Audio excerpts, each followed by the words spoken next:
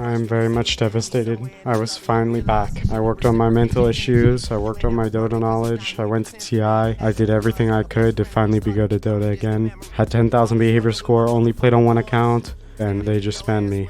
I don't want anything other than just to be able to play in peace. And I've sacrificed everything to be able to do that, and I still can't do that. Sometimes that's just really hard to accept. Yesterday, the Dota 2 streamer and content creator Henry got banned from playing Dota. This all happened as a result of the Dota 2 caster, Cap, or Capitalist, using his connections at Valve to report Henry, which resulted in a permanent ban of all of his accounts. This video is not about picking sides of who's right or wrong, but rather an analysis of a interesting situation to see if we can all learn something. So before we jump into the comment section, let's take a deep breath, put down our pitchforks for a second, and explore what really happened on the 27th of November 2022. It was a normal day of NA Dota until Cap and Henry unknowingly got put on the same team. Everything was going well until their Timbersaw disconnected. No! And never came back. That sucks. I'm sure we can all agree it'd be slightly frustrating to have this happen, but oh well, what can you do? On to the next game. Henry and Cap end up on the same team again! This time around, both of their side lanes are losing pretty bad. Cap on his Witch Doctor dying repetitively, as well as their offlane Tidehunter really struggling. You can really feel the tension in the Radiant team building. Henry, on the other hand, is doing fine mid lane this game. He even solo kills the enemy Queen of Pain. So he's kind of like the last member of his team with a decent game at this point. But where everything comes crumbling down is where the position 4 Pango comes to help out mid, but him and Henry ends up getting counter ganked by 4 enemy heroes. Yeah, you're killing me, man. I don't need this. The tension in this team has now seeped into Henry's veins. We have got 5 molding players in a hard game. A recipe for Dota disaster. While Henry's dead, the Tidehunter suggests that Henry come top to gank the position 1 Templar Assassin, seeing as the enemy just had 4 heroes middle. It's 4 middle. The fascinating thing about this though is Henry doesn't hear the Tide's request, but you can hear what he said on Cap's stream. Keep it up, Invoker. Kill this guy. So when Henry respawns, he looks around the map for a potential TP rotation, but he sees no opportunity other than a really juicy creep wave in the mid lane. So he TPs right back to his lane like most mid laners probably would. The next few minutes is where everything really falls apart.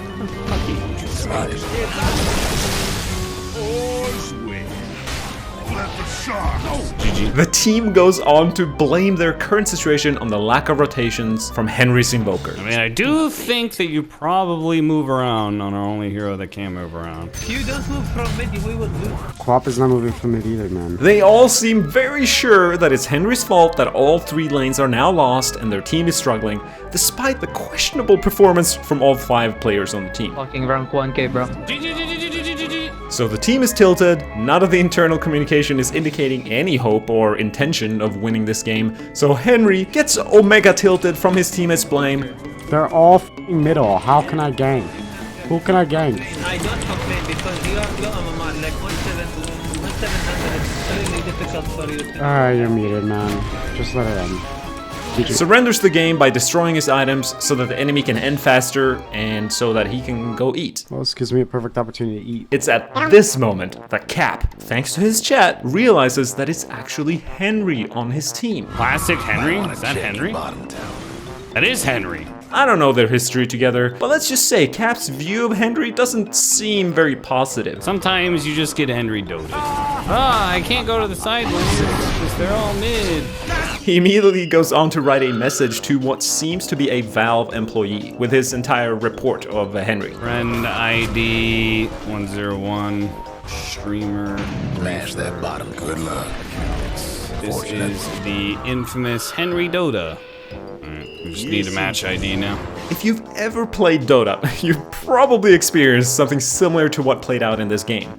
You and your team is losing, the frustration is growing, you start flaming each other. It's quite normal actually, in Dota, but also in real life. We blame others instead of taking responsibility for what we could do better. I mean, come on, if we actually want to win, flaming or blaming our teammates is arguably the worst possible thing we could do. Yes, Henry destroyed his items. Yes, this is absolutely griefing the game, I just like to invite us all to consider that blaming and harassing teammates is also griefing our ability to win the game. Here's what Jenkins said a few days ago about this. Whose fault is this game? I mean, in reality, I think that idea of like trying to assign blame to one person is like legitimately one of the most toxic, pervasive things in Dota. It's legitimately so insanely stupid.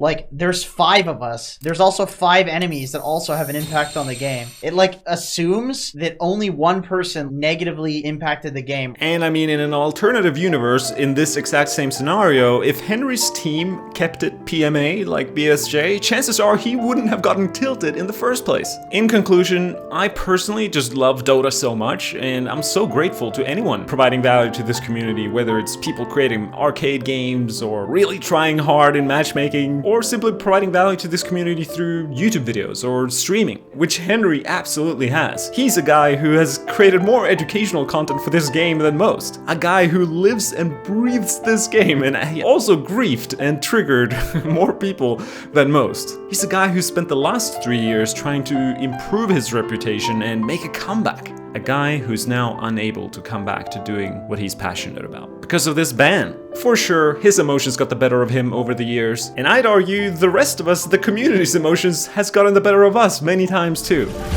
Alright.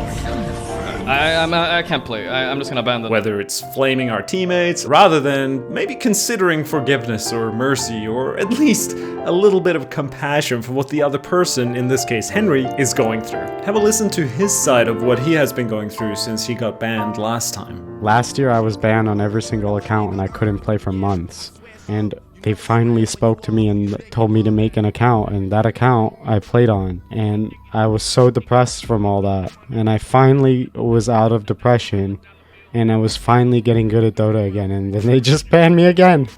Cap's decision to use his power of authority to report Henry, it seemed to me influenced by his opinion of Henry's Invoker performance in that one game. Alright, give me the match ID so I can report Henry. Bye, Henry. Goodbye, Henry.